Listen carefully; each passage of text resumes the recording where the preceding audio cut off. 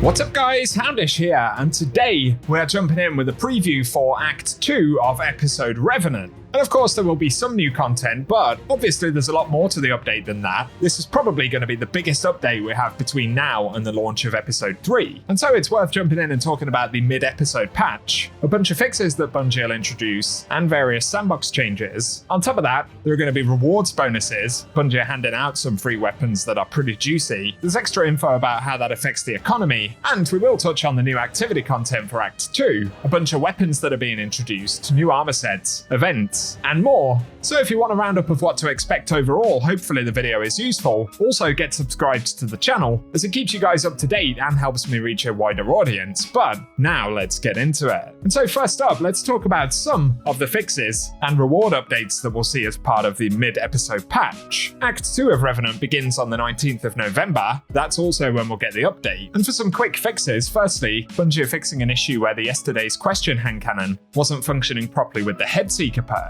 Bungie had also said on Reddit that they were aiming for the mid-season patch for the tether fix in the Vespers host dungeon. They haven't confirmed that since they suggested it a couple of weeks ago though, so we're going to have to wait and see on that front. They have however confirmed that they're fixing the ignition bug, and they say solar ignition damage will be increased against all bosses except the Vespers host boss Renix Unified, and this should return damage to pre-Revenant functionality, so at least that one is confirmed to be getting a fix. And separately, Bungie have fixed the weapon perk RNG bug that players discovered a few weeks back. And as a form of kind of compensation for players, on November 19th up until December 3rd, the Vespers host dungeon will offer double drops for encounter and activity completions. So it's going to be an excellent time to farm for the legendary rewards. Plus, Banshee in the tower is going to hand out a bunch of weapons, and they come from a variety of activities. We can see though, that includes Rose, Multimac, the Indebted Kindness, that's going to have a very good role with Loose Change and Vault Shot. Then there's Compass Rose, the Hothead Adept, which is cool to have available again, plus the Chill Inhibitor, which is going to have Spike Grenades, Envious Arsenal, and Bait and Switch. All of the weapons will be available to pick up. The only caveat is that for the dungeon weapons, players will need to have completed the dungeon at least once. So that will also require dungeon ownership, but all of those weapons are certainly pretty solid. A couple of standouts, and be sure to visit Banshee on the 19th.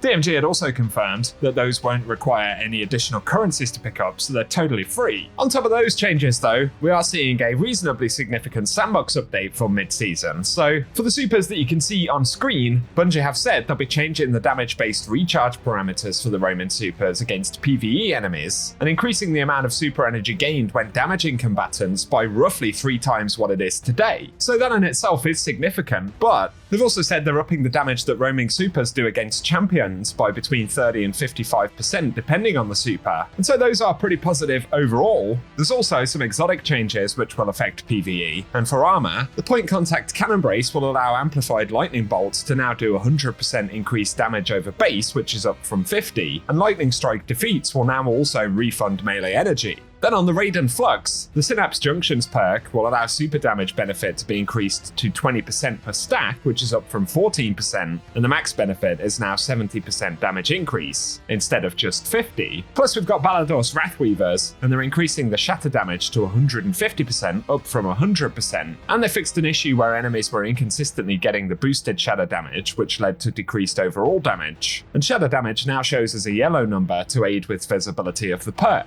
There are also some changes that affect weapons, and for the micro missile frame, on Mountaintop they've increased the velocity that players can generate with the rocket jumping blast. Plus they're increasing Telesto detonation damage by 20% in PvE, which is an interesting one. That could potentially be pretty good. But there's also the risk that Telesto could take over the universe, so look out for that one. Otherwise, there's some PvP specific tuning as well, that includes smaller adjustments to weapons, and otherwise Prismatic will see the addition of a blanket 15% additional ability cooldown penalty inside of the Crucible, and that stacks on top of the current overall penalty of 15%.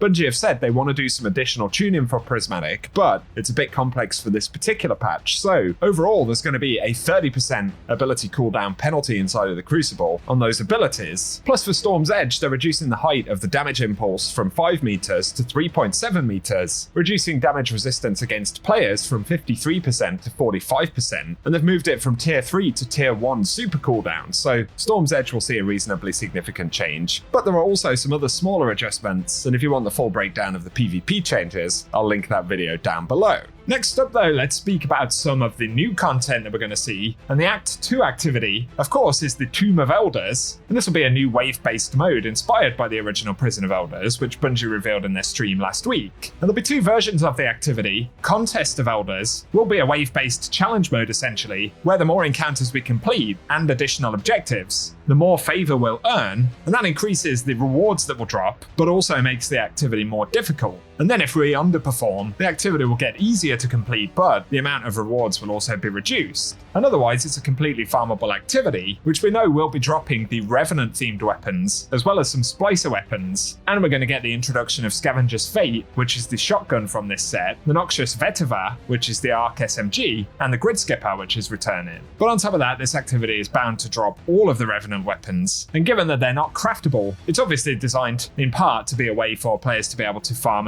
away to potentially get those juicy rolls. And if you want the potential perk rolls for the new weapons, I'll link them down below. And otherwise, as we see with the acts in these episodes, we'll see additional artifact perks introduced. So we'll get authorized mods melee, and the armor energy cost of all armor mods affecting your melee are discounted. Emergency Flare, where emergency reinforcements consume all but one armor charge. Then we have the Thick of It, where rapid final blows while surrounded grant you armor charge. And when surrounded, your weapons have increased handling and sword gains increased charge rate. Then for Creative Orbs, the first time we break a target's shield or break the shield of a Guardian using their super, we create an Orb of Power. And the boost for that is that picking up an Orb of Power, an Elemental pickup, or a Tangle grants you a small amount of health. And finally, there's Arc Compounding, where Arc sources deal increased damage to blinded targets. So there's a couple of functional mods there. Some of the armor charge perks are okay, but we've certainly seen feedback in the community that these mods aren't necessarily very exciting. Give us your thoughts below.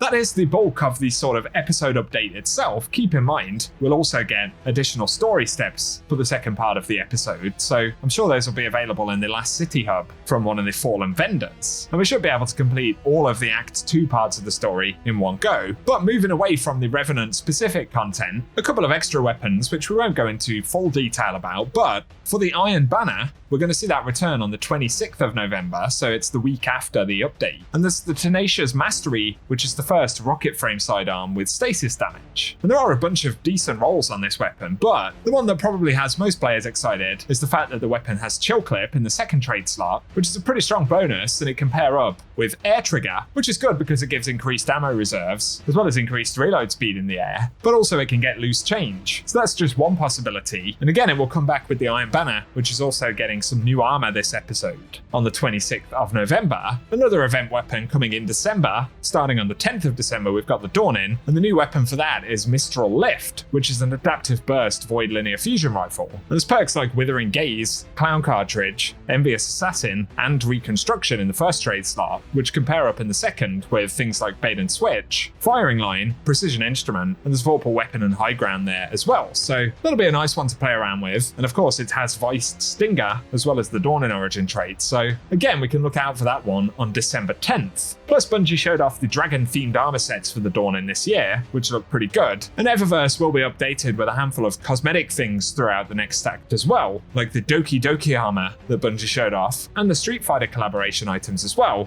Ghost Shells. There's also a mask ornament and some finishers, so not sure if there are specific dates for them, but all of that stuff dropping during Act 2 of Revenant. For today, guys, that is what we have to speak about. I think overall, as a seasonal update and the content that we'll get in the month that sort of follows this patch, it actually makes for a decent mid-episode update overall. There's been some feedback about the new content for Revenant, specifically Tomb of Elders, and specifically the rewards part. I think players had hopes that we'd get some more sort of nostalgic items from that activity. And I definitely agree there was a great opportunity for Bungie to have done something like that, but still, as a content drop in the middle of an episode, I think it'll keep a lot of players busy until the sort of middle or end of December, and then we'll be looking at Act 3 dropping in early January. If you've enjoyed the video, guys, a rating below really helps us out. Let us know your thoughts in the comments as well, and get subscribed if you want to see more Destiny content, as I appreciate you tuning in as always. But for now, I hope you guys have an awesome day.